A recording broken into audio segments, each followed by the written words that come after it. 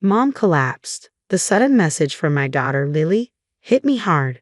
I had divorced a year ago, and my 7-year-old Lily was living with my ex-wife, Susan. I received a call from Lily saying that Susan had gotten very thin and was now in the hospital. Lily, what's going on? I send $2,000 every month. Why is this happening? I asked. Daddy, please help Mom, Lily cried, hearing her heart break. I left work early and rushed to the hospital where Susan was admitted. I prayed for their safety as I took a taxi there. When I arrived, I found my crying daughter and my mother-in-law. Susan was lying in bed with her eyes closed, looking like she was asleep. How is Susan? I asked my mother-in-law. It's a mess. She's hospitalized for malnutrition. Pills are piling up, she replied. Malnutrition? She said she was on a diet and hardly ate. I told her many times to eat more. I can't believe she hadn't been eating properly until it came to this. Daddy, will Mom be okay? Lily asked. Yeah, she'll be fine. She'll rest in the hospital and we'll be back to normal soon, I reassured her. Really? Lily clung to me, shedding quiet tears, and a faint smile appeared on her face, maybe comforted by my presence. But I noticed something was off when I held her. Has Lily slimmed down too? I wondered. That's what kids are like during their growth spurts, my mother-in-law said. I deeply regretted not being aware of Susan's and Lily's well-being. I was the cause of our divorce. Back then, I was a busy salesman at a major corporation and hardly came home, leaving everything about the house and our daughter to Susan. I neglected my responsibilities as a husband and father, which made Susan so upset that she asked for a divorce. After that, Susan and Lily moved back to her parents' home, where her father and stepmother lived. They got married late in life, fearing loneliness in old age. Susan said she worried about being a burden by returning with her child, but her parents welcomed her warmly. Out of my own will, I sent them $2,000 every month, hoping they would live comfortably. Being too focused on work, I was the reason for our divorce, so I decided to do everything I could for them. After the divorce, our relationship wasn't bad. We often contacted each other, and I learned a lot about my daughter who had just started grade school. However, for the past 6 months, I had been so busy that I hadn't contacted my ex-wife. I wondered what had happened to Susan during this time. I was deep in thought as I looked at Susan lying on the bed, looking so thin. Isn't this a bit too much for a diet? I wonder why she wanted to lose weight so much. Well, who knows? Maybe she found someone she likes. She's still young after all, my mother-in-law said. James, you can go home. I'll take care of Susan, she added. I understand. I'll head home for today. It must be hard staying with her. How about you, Lily? Do you want to come to my place? Huh, really? I want to go with you, my daughter said happily, squeezing my hand. My mother-in-law quickly responded, I'll take care of Lily here. You're busy with work, James, and Lily needs to go to school. But Lily says she wants to go. I can drop her off and pick her up from school. You're busy and it's hard for you to take care of her. Plus, you don't even have custody, she reasoned, leaving me at a loss for words. I see. In that case, when Susan wakes up, could you ask her if she'll let me take care of Lily while she's hospitalized?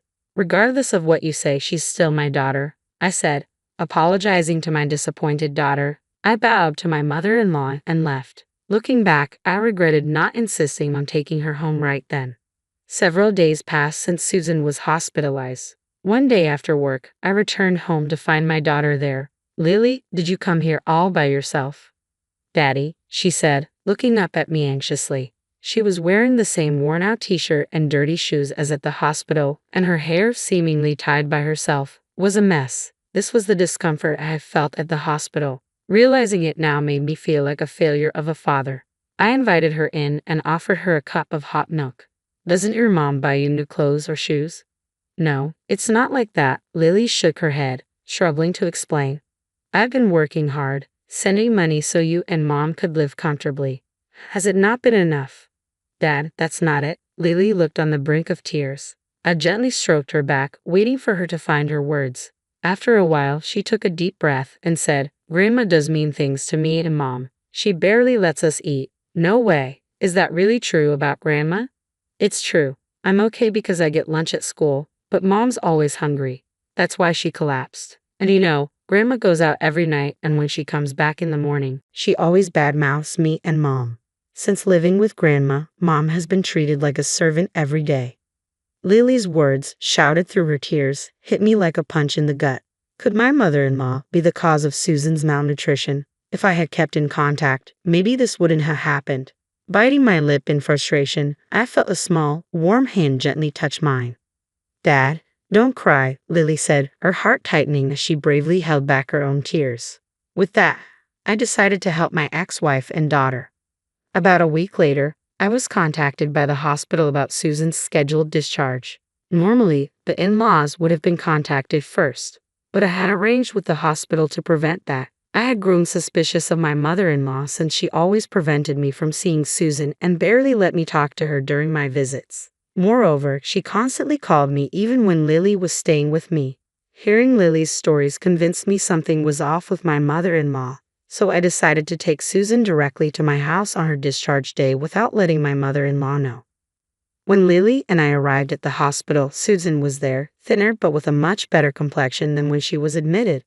"Thank you for coming to get me. I'm sorry for the trouble," Susan said, her voice making my heart beat faster. I was so glad she was alive. As I breathed a sigh of relief, Lily rushed to hug her mother. "Mom, I'm so glad you're fine now." "Lily, I'm sorry for worrying you," Susan said.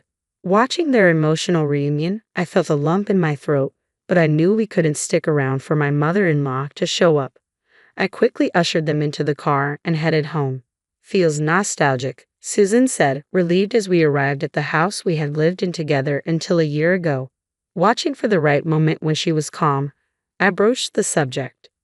"Actually, Lily told me something," I said. When I asked Susan about what Lily had said, Susan's eyes widened and she awkwardly averted her gaze.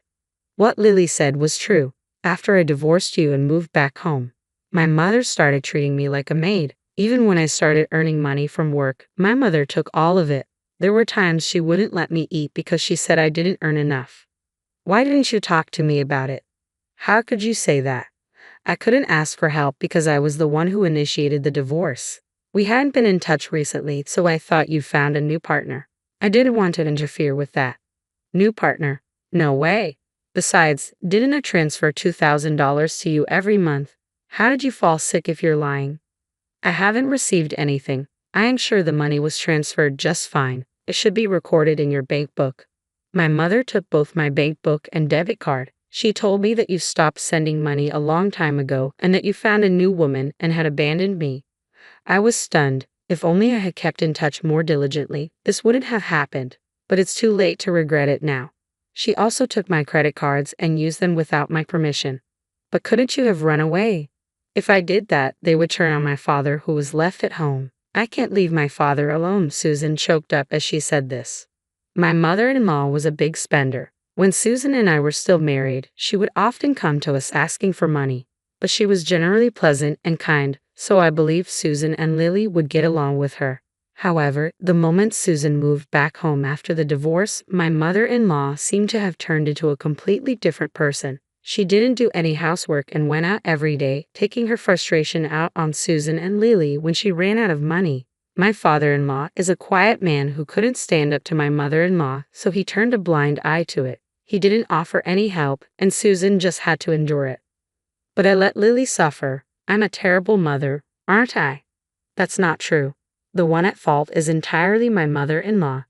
I see. Thank you, Susan said as tears quietly ran down her cheeks. A few days later, I waited for the day my mother-in-law was out and headed to my in-laws' house. When I arrived, my father-in-law bowed deeply to me. "I'm truly sorry. I've done an awful thing to Susan and Lily." "Sir, I've heard about what my mother-in-law has been doing to Susan and Lily. I came here to help them." Upon hearing my blunt declaration, my father-in-law gradually started speaking. "I noticed what she's been up to, but I turned a blind eye. I became unable to speak because I grew scared seeing her change day by day. But I can't stand seeing my daughter and granddaughter get hurt anymore." From his trembling voice, his regret was palpable. He wished for the same thing I did, to protect both of them. "Sir, could you lend me a hand?" I asked him to keep an eye on my mother-in-law's behavior, where she went, what she did, how my $2,000 transfer was spent, and how Susan's credit card was used. Subsequently, I also began to investigate my mother-in-law. One day, I visited my in-laws' house with my ex-wife. As soon as Susan went in, I could hear a loud voice berating her. I quickly followed. "Pardon my intrusion, James," my mother-in-law said, ignoring my surprise. I turned to my ex-wife and asked, "Are you all right?" Susan trembled in fear. Rubbing her back, I turned my gaze towards my mother-in-law. She froze for a moment, then hastily said, "Oh, welcome. What brings you here so unexpectedly?" "I just dropped off little Lily at school. Thought I could come over to discuss some matters regarding Susan and Lily without having Lily present. Hope I'm not intruding." "Oh, a discussion about what, I wonder? As you can see, we're getting along quite nicely." Saying that, my mother-in-law tapped Susan's shoulder, causing Susan to clearly show her discomfort. Already seated on the living room sofa was my father-in-law. I pulled Susan close and sat down nearby. "I've been transferring money to Susan's account to help out even a little bit after our divorce. Is it true you are using up all the money?" "What? What money? I know nothing about it. Susan's probably trying to cover up her frivolous spending by blaming me. What a terrible daughter." As expected, my mother-in-law pretended not to know and even tried to shift the blame onto my ex-wife. She probably thought she could brush it off. But I exchanged a glance with my father-in-law, who quietly nodded. From here, the reprisal began. "That's odd. You said that $2,000 every month, but you told Susan that I stopped sending money and had abandoned her and our daughter, right?" My mother-in-law started trembling as I spoke those words. "Tiff, that's what I heard from Susan. I didn't have control of my bank books or cards. You took them all," Susan said. "I couldn't possibly know about it. Besides, you've been using my credit card too, haven't you?" "I've received the receipts." "What have you been using Susan's credit card and the $2,000 you receive every month for?" Our questioning made my mother-in-law shake her head, insisting she didn't know. Of course, we expected her to play dumb. In the midst of this, my father-in-law brought something out from the back of the room. "Stop lying." "What do you mean? Do you suspect me as well?" my enraged mother-in-law asked as my father-in-law pulled out a few photos. "So that's where you've been going every night. You seem to have a favorite host at the nightclub. It appears you've been having a grand time using James's money and Susan's credit card." "How did you?" My father-in-law and I looked into everything. Although we only had to follow you around since you were so careless, we figured out everything without much investigation. "What's wrong with using my daughter's money? I should be allowed that much. Furthermore, it seems that wasn't enough money for you. You've been tricking money out of widowed men like my father, almost akin to marriage fraud, haven't you?" "Shut up. It's the victim's fault for being fooled." My mother-in-law brazenly shrugged off the evidence. "I thought this man had money when I married him, but it turns out he didn't have much. Luckily, my daughter Susan has been a great contributor. Haha. Men at the local senior centers are so easy. All it takes is a soft voice to have them smitten." Hearing this, my father-in-law's jaw dropped. Susan and I were at a loss for words. "We're calling the police." "No, anything but that." At the mention of the police, my mother-in-law turned pale, but I went ahead and called them. "Why would you call the police? This isn't looking good for me." "So you're aware that what you've done is wrong?" "Just don't call the cops. I apologize for everything. Forgive me." "Judging from your attitude, it seems like you've done this before." "Don't worry, we'll have the police conduct a thorough investigation." My mother-in-law, pale faced and shaking, was taken away by the police officers who arrived shortly after. When it was all over, it felt like a weight had been lifted off our shoulders. I gave Susan a warm smile. With tears in her eyes, she gave me a gentle smile in return.